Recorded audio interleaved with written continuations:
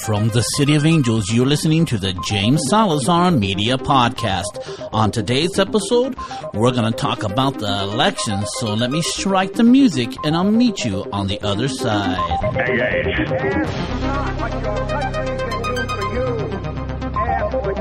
It's one small step for man, one giant leap for mankind. Say hello to my little friend. No, I am your father. I'd like to take this chance to apologize to absolutely nobody. And welcome to the James Salazar Media Podcast, where you get your weekly dose of pop culture, politics, and futurism. I am your host, the formerly mentioned James Salazar, a.k.a. The Media. Those who have not listened to me before, why certain friends call me The Media, because basically because I put James Salazar Media. But I took on the moniker because so much of the media today is opinionated. I would say 90% on both sides, no matter what your political spectrum might be. It is opinion and not very much even-handed. So if they can give their opinion and they're the media, then I'll give my opinion and I'll be the media too. So that's my logic behind that. We just came out of one of the most contentious elections. We're still in it. We're deep in the mire. And technically, legally,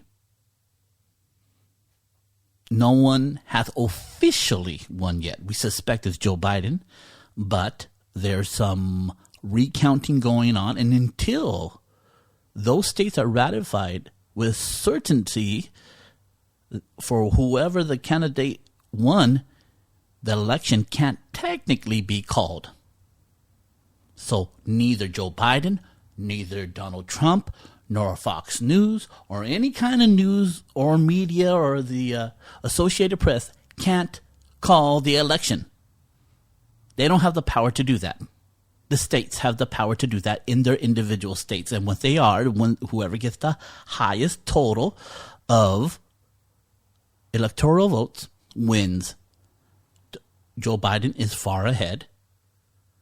And it would be an incredible feat by the president to overturn enough votes to give the election back to him, which is, I don't think it's going to happen. Now, is there fraud going on? Probably. Has there been some glitches in some software? Most likely. Has there been shenanigans been going on? Most definitely. Will it make any impact on who won? Probably not. I said on a post on Facebook that most likely the president, if he doesn't see the counting going his way, he's going to stop the counting and stop all the fighting, because it would be in his best interest to keep the narrative that Joe Biden stole the election, because it generally worked on the Democratic side. They propagated this idea that Donald Trump was colluded with Russia to steal the election. And for a good 2.5 years, they said it in a way that it was, without a shadow of a doubt, it was a foregone conclusion. And then when it came time to give up the goods, they had none.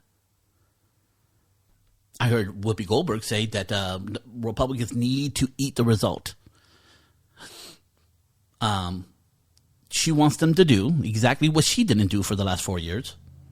She propagated also the idea that Donald Trump stole the election and he wasn't her president, and fair enough. Now, probably the Republicans going to act the same way. You're going to hear from Republicans for the next 4 years, Joe Biden stole the election. There's proof, and they're going to show some videos of overzealous Democrats who probably were counting like maybe 200 votes for Donald Trump, then got scared and decided to throw some away here and there. But widespread corruption systematic corruption by the Democratic Party, that's going to be hard to prove. And I don't think the president should bother if he can't prove it. Don't waste the American people's time. I know he wants to run in the next 4 years, so start right now. I mean, anybody who thinks Donald Trump is going away are fooling themselves. He's going to go on Fox TV and maybe even CNN and MSNBC because no one gets ratings. No one gets ratings like Donald Trump. And when they're way out of the election, if they can bring Donald Trump and get their ratings high, they will do it. And he will be there to put in the face of Joe Biden every misstep that he makes. So people need to prepare for that.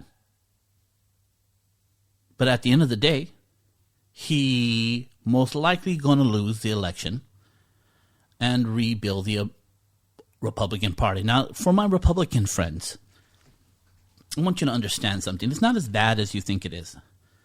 Because at the end of the day, and I'm saying the end of the day twice, the Republican message won.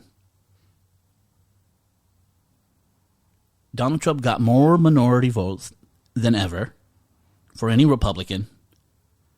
And what helped Joe Biden win was white men leaving the Republican Party to vote for Joe Biden. So what really happened is that the Republican message won. They just didn't like the messenger. Even left-wing California, they decided to not reinstate affirmative action. They allowed Uber and independent contractors. They did not allow the taxes to be raised on businesses and their properties. So these are very conservative votes. And I think there is a couple more, but overall, the Republican message is winning. They took 5 more seats in the House. Looks like they're going to maintain the same majority in the Senate. We'll see in January 5th, but most people suspect that they're not going to get the enthusiasm they did to get Donald Trump out of there for those 2 senators. But even if it still happened, it makes it a tie. And there's certain Democratic senators who have already committed that they will not end the filibuster or stack the courts. And that's really most of the concerns of the Republican Party. Some still think they're going to go get their guns. But it's highly unlikely. It's a Second Amendment. It's very hard for that to happen. And until a tragedy comes, and they'll use that tragedy to try to get rid of people's guns. But overall, that's not going to happen. But stacking the court and ending the filibuster, we already have Democratic senators that said they will never break those structures in the Congress down just because you didn't like what happened last time. It's better to keep those things up for the good of the country. But it is ironic that the reason why Joe Biden won is because of the white vote. And if Donald Trump would have won, the reason why he would have won would be because of the minority vote. And I think what we can take from that identity politics doesn't work anymore for the Democrats as much as it did before. Because instinctively, people know that white people are inherently racist, since that's what they imply most of the time. I know too many great white people that have full of love in their heart. Not that they're trying to push down hate. They have nothing but love. So I reject that notion. Number 2, you got the bigotry of low expectations for minorities, and minorities see it, and they're insulted by it. People like to say because of their social economical background that we can't expect personal responsibility from them. Well, I think minorities are pushing back on that racist idea perpetrated by the Democratic Party for too long. It's called the bigotry of low expectations. And they're going to have to come up with better ideas. This time around, their better idea was, we're better. Joe Biden is better than Donald Trump, but that's the better idea they had. They really didn't have any ideas, but still, that was enough to get the president out of there. Chewy agrees. He agrees with me. So I say all that to say this. Democrats are going to have to come with a better message. And unfortunately, in a sense, I don't know why anybody would want to be president right now because there's so much calamity. If you do a great job, then obviously you're going to get the praises. But this job is really hard right now. I suspected that they wanted Joe Biden to lose so they can bring in Michelle Obama after everything's said and done. But Joe Biden has more working against him to look bad because he's going to have to do something great with COVID. He started to say that it is in the president's hand to defeat COVID. So once he gets in there, he's going to have to use whatever idea that he has in his mind that made him believe that and implement it, and we're going to see the results. And if the results are just like Donald Trump or even worse, people are going to call bullshit. If the economy right now, we're in a V-shaped economy, very low on the other end of the V, the other stem going up. It's not fully up, but it's on its way up. If that goes down, Joe Biden's going to be blamed for that, whether it's because of COVID or not, because they blamed Donald Trump for that, whether it was COVID or not. By the same sword that cut Donald Trump, slices back the other way towards Joe Biden. Brave man to want to step in.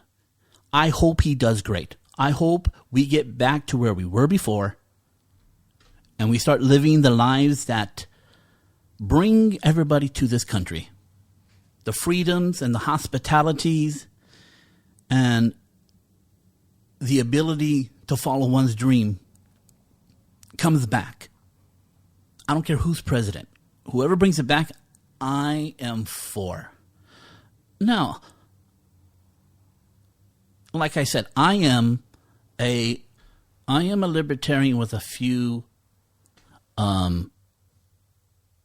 conservative leanings. And one of my conservative leanings is that if you implement a tax right now, it would be really bad.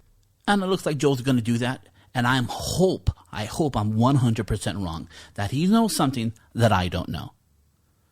But if a man throws up a rock and he tells me it's not going to come down, I'm not going to hold his water and say there is no gravity. I'll be waiting for the rock to come back down. And just because I say there's gravity doesn't mean I'm not being supportive. Certain things are just true, whether you support somebody or not. And let me back up that argument really quick, just in case people think I'm talking out of my ass. Let me tell you something.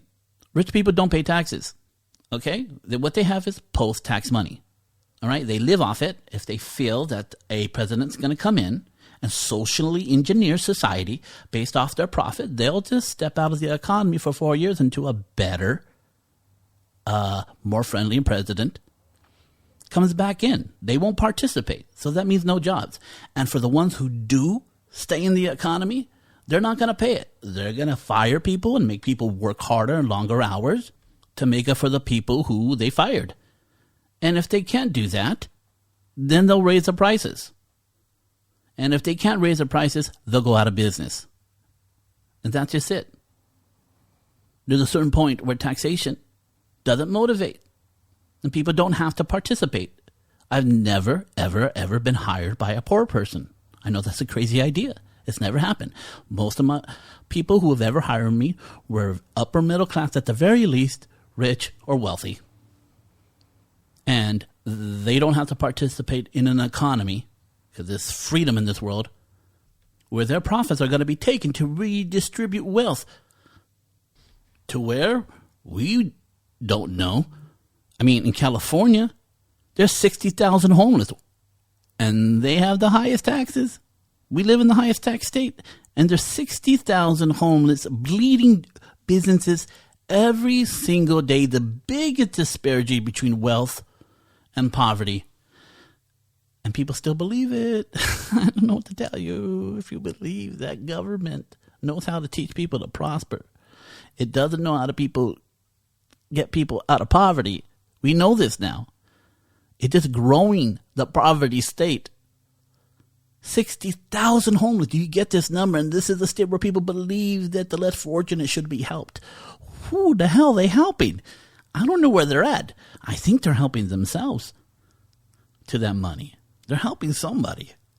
I mean, you got to be naive to believe the higher taxes help people.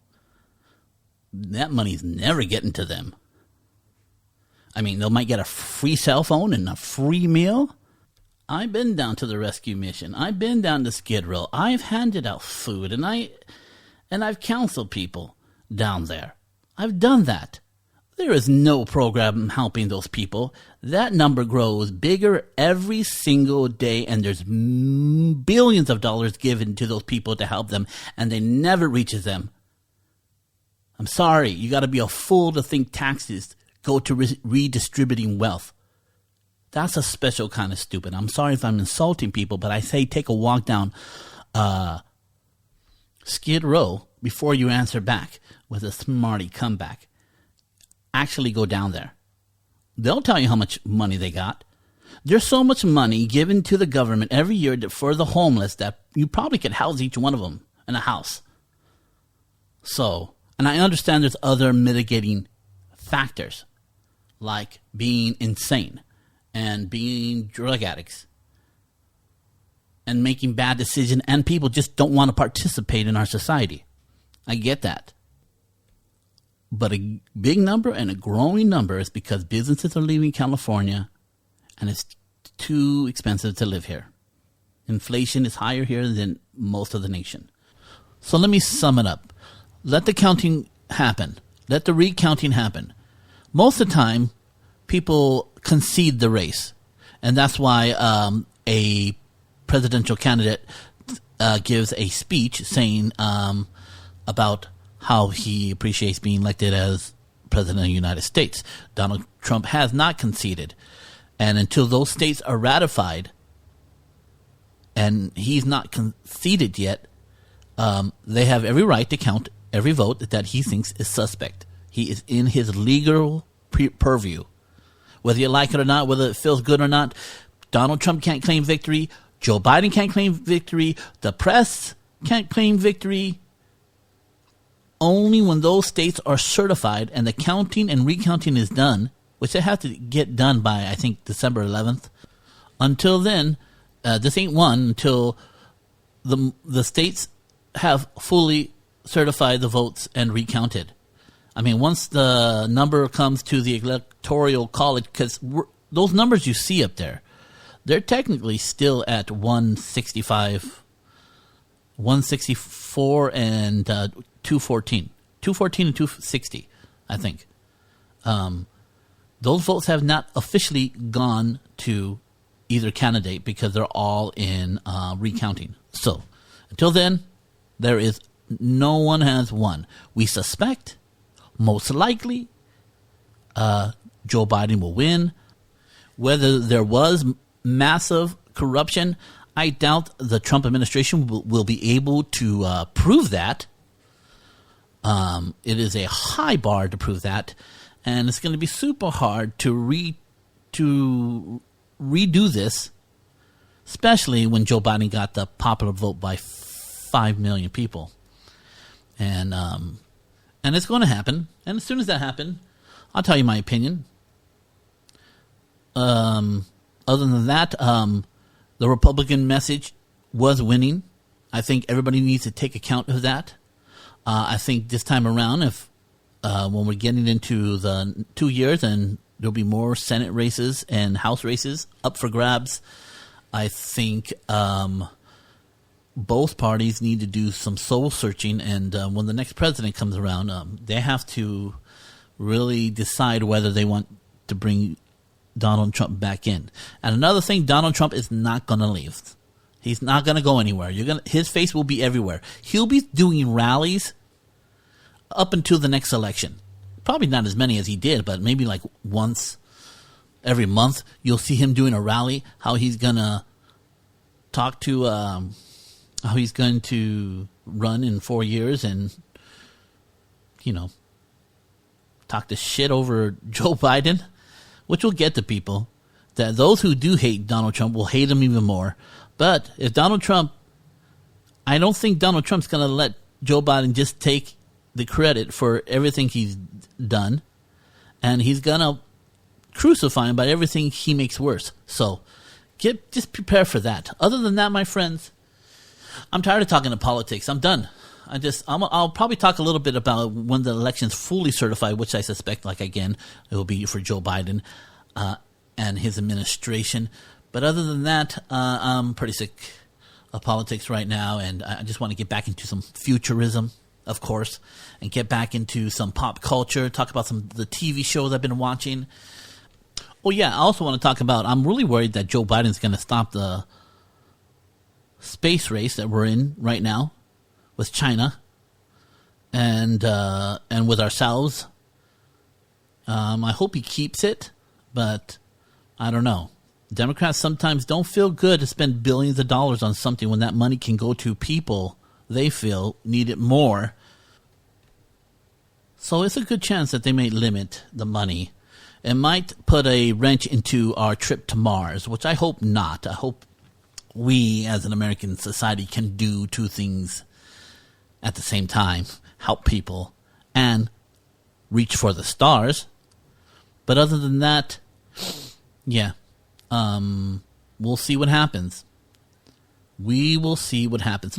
Here's the truth. If COVID leaves and we have a cure, the economy is going to boom, whether there's taxes or not. Joe Biden, for the first 2 years, will get credit for a booming economy. Because anything's better than the shutdown. So once there's no more shutdown, there's just going to be a natural capitalistic free market explosion. So, and which is good for America. And maybe by the time 2 years after that, you'll start seeing the limiting of people participating in the economy if their taxes are being raised. So, okay, I'm repeating myself over again. Don't mean to annoy you, but we're going to end it here. The next podcast is going to be on futurism. We'll get into another podcast on what I've been watching, pop culture. But until then, my friends, you can follow me on Instagram, Twitter, Facebook, Pinterest, YouTube. Just type in James Salazar Media and I should come up. Until then, my friends, if the storm of life come against you and you find yourself on your knees, take a look at that storm. Stand tall and say, give me your best shot. Strike the music.